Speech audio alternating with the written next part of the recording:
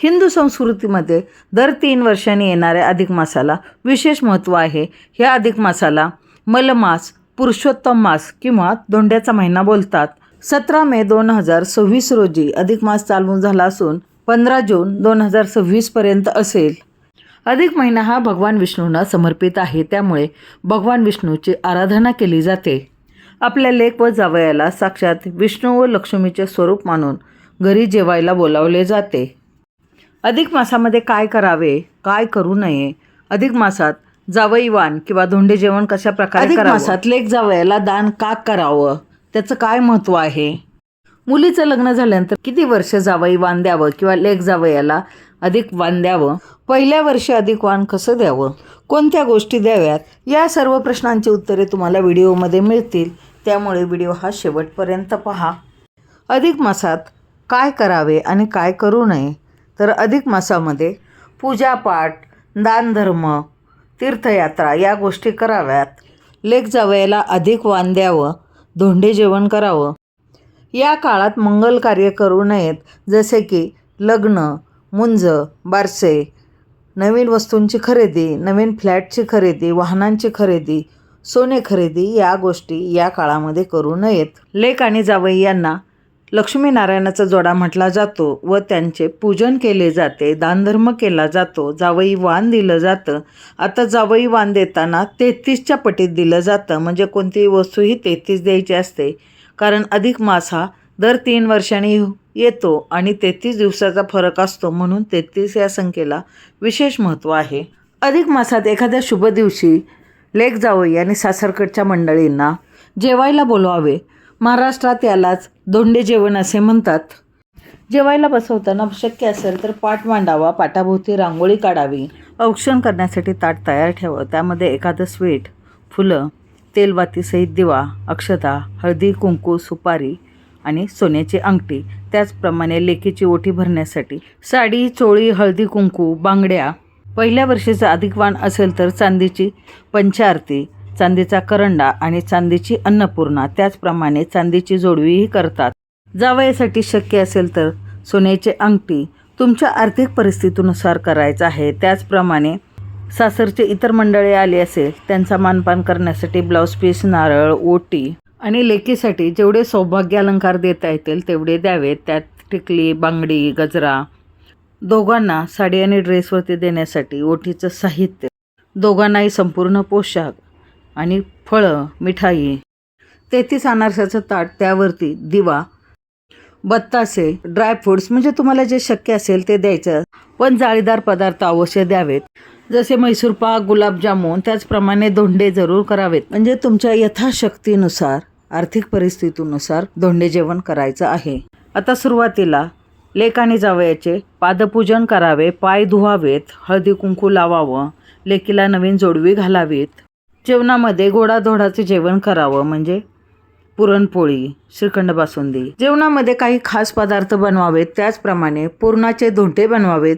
लग्नानंतरचं पहिलं अधिक वाण असेल तर मुलगी आणि जावई यांना संपूर्ण कपडे, कोणत्याही धातूचं ताट, दिवा आणि ताट भरून अनारसे दिले जातात. तसंच दिवा देताना हा प्रज्वलित करून दिला जातो.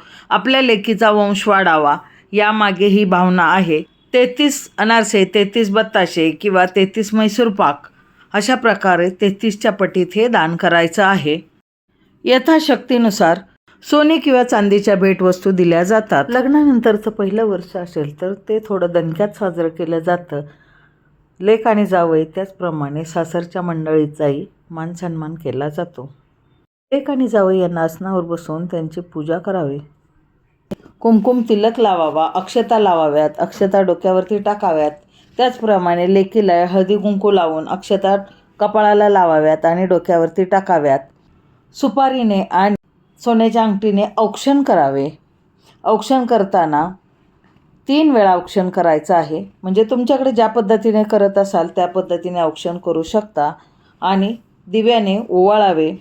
मिठाईचा घास जावयाने लेकीला भरवावा आणि जावयाला संपूर्ण कपडे किंवा काय वाणवस्तू असेल ती द्यावी. लेकीची ओटी भरावी. लेकीलाही सौभाग्य वस्तू, अलंकार द्यावेत. म्हणजे आपल्या यथाशक्तीनुसार ह्या गोष्टी करायच्या आहेत. अगदी काही नाही केलं तर जेवण देऊन कपडे घेतले तरीही चालतात, किंवा परंपरेनुसार तुपात तळलेले 33 अनारसे कोणत्याही धातूच्या नवीन ताटात घालून त्यावर चांदीचा किंवा कोणत्याही धातूचा तेलवातीसहित दिवा द्यावा, म्हणजेच अपूपदान आणि दीपदान करावे. अनारसे नसतील तर बत्ताशे किंवा म्हैसूर पाकही चालतो. यावर्षी माझ्या लेक जावयाचं हे दुसरं अधिक वाण आहे.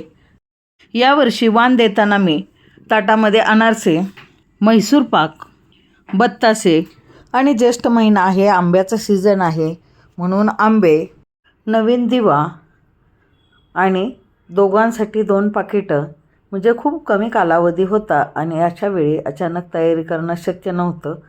म्हणून मला जे शक्य झालं ते मी केलं आणि भेटवस्तू घेण्यासाठी दोघांना 2 पाकिटं दिली आणि वाण देण्यासाठी नवीन ताट, आणि नवीन ताटामध्ये मुलीसाठी ओटी, हळदी कुंकू आणि 2 पाकिटं ठेवली. आणि दिवा हा देताना प्रज्वलित करून द्यायचा आहे आणि ते भरलेले ताट जावयाच्या हाती द्यायचं आहे. त्याचं आकर्षण असते खूप.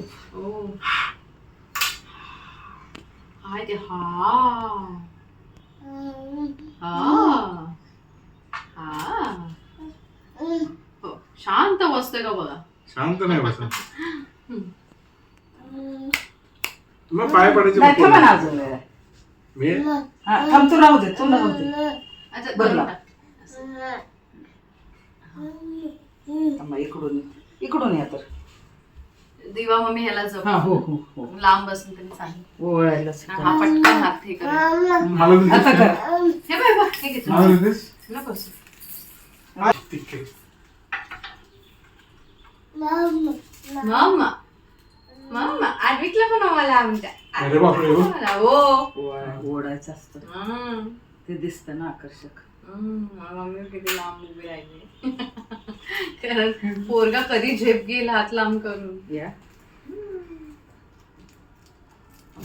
पिकाबू हे बघ, पिकाबू पिकाबू हे बघ कोण दिसतं. मेघाला मी देते, तुम्ही सूरजला. आम्हाला काय गरज गरज नाही. नाही. त्याला घ्या तुम्ही. आजी घे, माझ्याकडेच येतेस. माझ्याकडे येतेस. हे बघ. पटाणा पुटाणा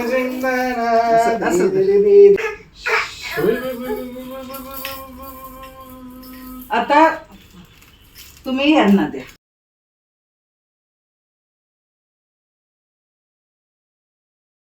जावई यांनाही कुंकुम तिलक लावून पूजा करून त्यांना संकल्पपूर्वक वाण द्यावे, माझ्या कुटुंबावर विष्णू कृपा राहावी असे म्हणत हे वाणाचे ताट हे जावयाच्या हातात आदरपूर्वक द्यायचे आहे. बऱ्याच जणांना प्रश्न पडतो की अधिक वाण किती वर्ष द्यावं. तर आपल्यामध्ये जोपर्यंत शक्ती आहे, म्हणजे लेक जावयांचं कौतुक जोपर्यंत आपण करू शकतो तेवढी वर्ष अधिक वाण द्यावं. कमीत कमी पहिले 5 वर्ष तरी अधिक वाण द्यावं आणि तुमच्या शक्तीनुसार, आर्थिक परिस्थितीनुसार हे वाण द्यायचं आहे. त्याचप्रमाणे सासरकडच्या मंडळीचाही मान सन्मान करावा. सासूबाईंची आदरपूर्वक ओटी भरून नमस्कार करावा, त्यांनाही भेटवस्तू द्यावी. त्याचप्रमाणे सासऱ्यांची टॉवेल टोपी देऊन, एखादी भेटवस्तू देऊन मान सन्मान करावा. गळा भेट असे केल्यामुळे 2 कुटुंबातील नाते हे अधिक दृढ होते. एकमेकांचे सुखदुःख समजते. आनंदाने भोजन करावे.